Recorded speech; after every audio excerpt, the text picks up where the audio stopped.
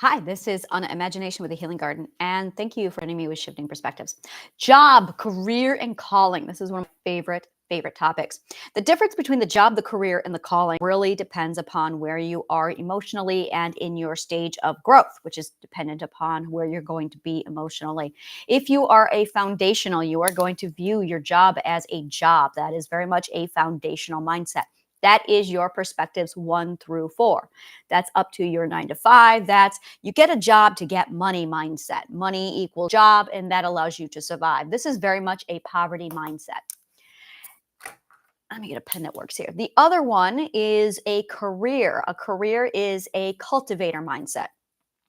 This is your fifth and your sixth perspective, where it's this concept of I need money and I should also do something that makes me feel good about me. Just because I'm making money doesn't mean I shouldn't feel good about it. Or another way of looking at it is if I have to do a job and if I have to make money for a living, I at least want to make sure it's doing something that I enjoy doing. That's the mindset of the career or of the cultivator, fifth and sixth perspective. When you get to seventh perspective, almost sixth perspective and higher, but when you get into the seventh perspective and higher, you're looking at the visionary field. And with that, you get into the calling. That's where you say, fuck money. I'm going to do whatever it is I want to do. And the universe will take care of me. The money will come to me once I'm doing something I enjoy. It's when money stops being the priority and you start focusing on what it is you actually enjoy doing and you just do it, knowing and knowing that the money is going to result from whatever it is you do. There is this, and it's very much how we relate to money. It's very much our mindset with money. There is, and again, this is back to the three mindsets of money. You have your foundational money, which is I have to track it down. I have to chase money. I'm not going to get money if I don't chase money. So the whole focal point with a foundational is running around chasing money. And as a result, you're going to notice it everywhere. You're going to notice what you don't have, and you're going to just become completely money focused. That's why you live paycheck to paycheck in a foundational mindset. In a cultivator mindset, you're kind of learning how to balance between the two of them. You're learning how to get enjoyment, and the money starts to fall in a little bit more, but you're still toggling where you're going to still have anxiety and stress over money. And it's this concept that money chases you, but you haven't figured that out yet. When you get to the visionary concept where money is actually a consequence to joy, that's when money really flows in. But you don't get to that point until you understand that if you are chasing and seeking money and making it a priority, it's no longer going to be a consequence. Money flows when it's treated as a consequence. Money gets treated like a consequence when you stop focusing on it and you focus on what you actually enjoy doing. And that's when you have fun. When you have fun, that's when you tap into what you love. When you tap into what you love, you relax, you enjoy life, and you stop focusing on what you don't have. So the mindset changes over to abundance. So when you are in this job, career, calling mindset, the sooner you understand that these are just stages of growth and it's just the mindset you're at, depending upon where you are on the spectrum of growth, it completely changes everything. And now, if you are looking at for a calling, the difference here is a job is something you think you have to do in the slave system that is, whereas a career is kind of when you start to become your own entrepreneur and your own CEO. And there's still a lot of that fourth perspective residue. I got to think about that word. Residual. It's when there's residual. It's when you have that residual left over of that fourth perspective still contaminating the fifth and the sixth perspective, which is common for fifth and sixth perspective. When you are in the cultivator mindset, there's this separation that takes place that's really you're wanting to get away from the system. And at the same time, the system is still very much embedded in your subconscious mind and you haven't overcome it yet. You have not completely shed it. You do not get to the seventh perspective until you 100% shed the system and everything that the seventh perspective is, or everything that the foundational and the cultivator mindsets are. So once you get over into the visionary mindset, you have completely stripped all of that fourth perspective thinking out of you and it's no longer present. As soon as that happens, you start thinking of a calling as in not a survival tactic, but an extension of who you are. And that's a huge part of it. That's all of it is It's very much an extension of who you are. Now, in the fifth and sixth perspective, this is interesting, is you'll go in with a concept of, I want to, let's say podcast, I want to be a podcaster. So you go out and you get a podcast and you start it up and you become a podcaster. And then you think things like, now, how do I make money off of this? Just a moment. Elizabeth, I love you to pieces. Every time you touch the table, it shatters, it like shudders. And the camera goes, does it please stop bumping the table?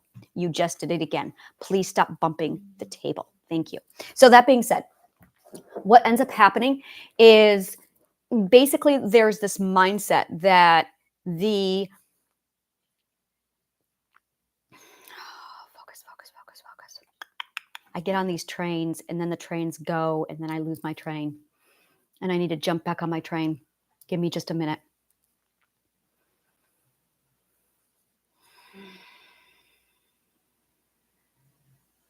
Wow, sugar toast. Completely lost my train.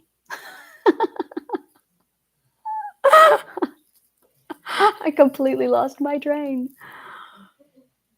Damn it. All right, I'm going to meditate for a minute because I lost my train because I'm thinking about my train. So give me just a minute. Yeah, breathe with me. All right, inhale deeply in. And out. And in.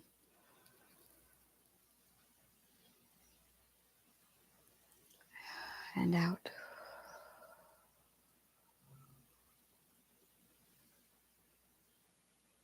And in.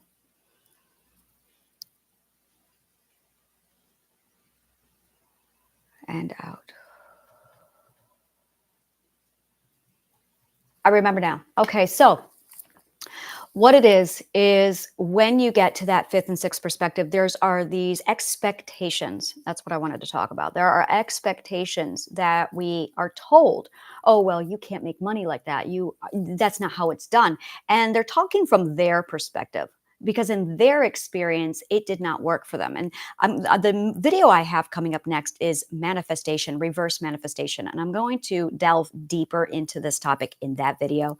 So stay tuned, because I really rip this apart in the next video. But for now, you basically go in with this concept of money where you're thinking, okay, I want to be a podcaster. And in order to be a podcaster, well, I just want to be a podcaster. Then you think of the next question, well, how do I turn this into money?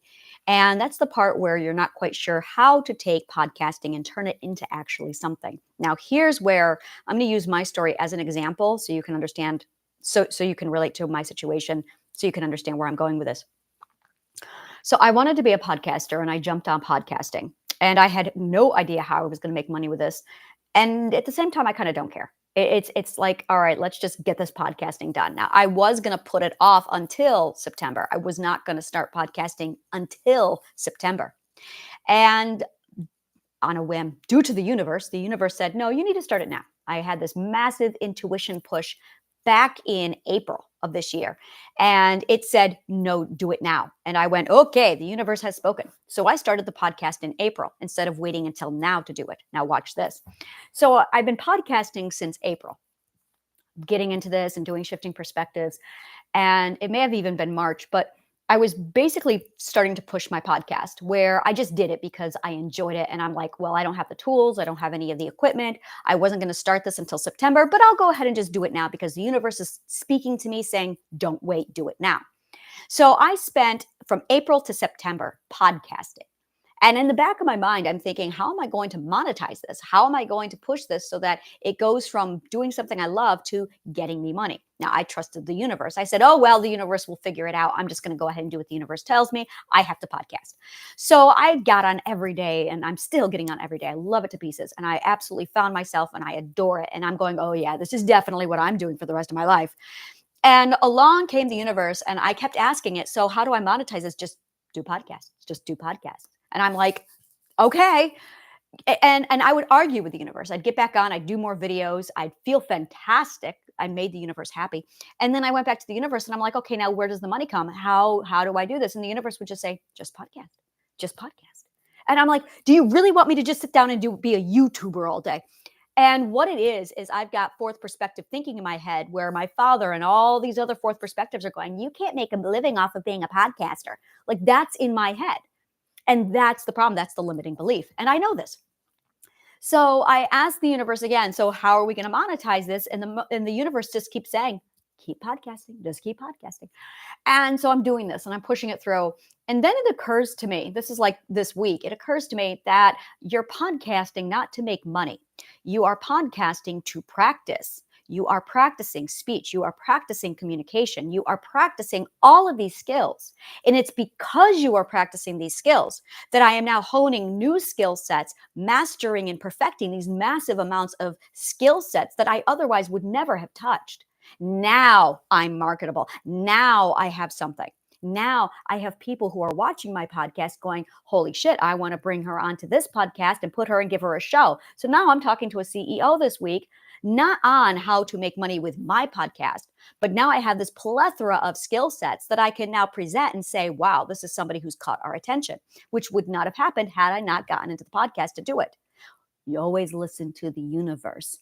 And because I decided not to focus on the money, but instead focus on what it is I want to do, the universe has provided. Because my attention and my focus was not the money, but on just doing the podcast, no matter what, it completely changed the approach.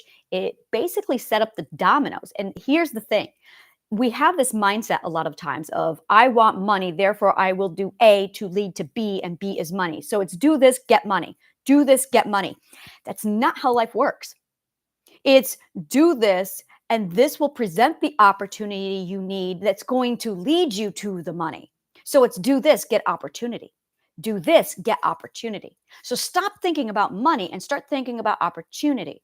And when you start looking for opportunity, that's when the money flows. And that's what we have backwards. It's not so much backwards, but that's foundational thinking. Foundational thinking is do A and get money. A equals money. And that's why they're so poor. That's why foundationals live paycheck to paycheck, is because their mindset is do A and get money. But when you become a cultivator, your mindset is investment, because you're thinking now about going to college, investing into a career. So it's do A to make yourself B so you can get money. But that's still not quite. You're still thinking about investment. Now, my pen's dead. I have like 18 pens here and they're all dead, and I don't throw them away because I need to throw them away. So then there's the visionary. The visionary is A will lead to B, but B is opportunity. So A is just do A, get money. Whereas cultivators are do A and invest so you can get money. Whereas visionaries are do A, so B will occur, and B is open up opportunities. And you become opportunity seeking. That's visionary. And that is the mindset where money flows. Because the difference is closed-minded versus open-minded. When you are in the foundational mindset, you are thinking only of how to get money. You're not thinking at all about joy. You're thinking only about getting money. So you look, how can I do A to get money immediately now? And you're thinking only of what is immediately in front of you. Now, you might not have anything immediately in front of you to get you money. So you're going to be looking for very closed-minded solutions. And as a result, you're going to get very closed-minded and very limiting results, which is why you have very little money as a foundational. Foundationals are always poor. Always. You don't start to see wealth until you get to cultivator. Even Trump is a cultivator. And the reason why is because purely birth, and he's just advantageous in that sense, and he didn't work a day in his life. I'm really going to not get into politics here for a minute. But at the same instance, he's a fifth who drops down to a 3 more times than not. But he does have the mindset. He does have the cultivator mindset of investment. And it's that he's just ethically correct. I'm really not going to go on to a Trump hating thing here. So with the cultivator mindset, it's more open-minded, but not much. It's like halfway open-minded. And that's where it's going to do A, and I'm going to invest. It's very invest driven. Investment is correct, but it's not the same as opportunity seeking. And you're still looking at, okay, instead of getting this direct fund, I'm going to invest. So you might open it just a little bit. You might be looking at real estate or Bitcoin or playing stocks. You might be looking at that aspect. So you've opened it up this much. Now, when you're an opportunist, boom, you open it all the way up and you allow yourself to open up so widely that you turn yourself over to the universe and you say, okay, you show me what I'm supposed to do. And we're going to talk about that in my next video with manifestation, because this really flips manifestation on its ass. Well, it flips you on your ass to conform to manifestation. Yeah, tune into my next video. So, with that visionary mindset, instead of you focusing on just get the money, and instead of you focusing on, okay, invest so I can get the money, instead it's a show me the opportunity. Let me just scan on this massive thing and just show me the opportunity. And you open yourself up and you just turn yourself over to the universe, because you are now receiving and accepting opportunity. And that goes from you looking through blinders like this with your foundational thinking of I just want to make money, to show me any and all opportunity and just give them to me and I will follow. Completely different mindset. In order to get to that mindset, you have to embrace full acceptance. You have to embrace full openness. You have to completely surrender control, which is where we talk a lot about manifestation, about surrendering control, which we're going to get into even more so in the next video. So the difference again with the job, the career, and the calling is, this is a huge part of it, is when you are focused on job, you're actually thinking, you're overthinking. Really, you're overthinking. Your subconscious mind is doing way too much of the leading. When you get into the cultivator mindset, you're mixing the subconscious mind with the identity, with the self-love. You're overthinking. You might have turned down that overthinking a little bit, but you're starting to infuse some feeling into it. And when you get over to visionary, you've completely turned off the subconscious mind. You've realized that thinking is stupid. That thinking gets in your way. And you totally tune into your intuition. You totally tune into your love system.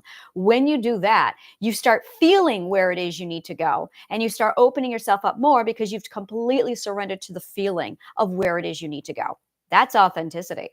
It's when you literally finally master the art of turning your subconscious mind off and getting out of your own way, so that self-sabotage can't happen, because your subconscious mind can't get involved because you've turned it off. That way your love system can take over. You can tune into where it is you need to go to basically allow the universe to mold you however it needs to mold you, so you fall into where you need to be to open up the pathway to your money, to your calling. Seriously, turn into my next video. So it's very much open up, be open-minded, completely abandon the subconscious mind, shut it off, dominate it, and turn it off, and then turn yourself completely over to your self-sailing system. So I'm going to go ahead on the next video, and we're going to talk about reverse manifestation. And I'm going to dive into this on a whole nother level. If you love shit like this, like, subscribe, follow, comment below. Let me know what part of the show resonated with you. And donate to the garden, help the garden grow. Take a look at the Linktree account. Look into my Triadic healing. I have a million other things going on. Take the time to go through my Linktree account and see how any of this can work for you. Thank you so much. And may the kindest of words always find you.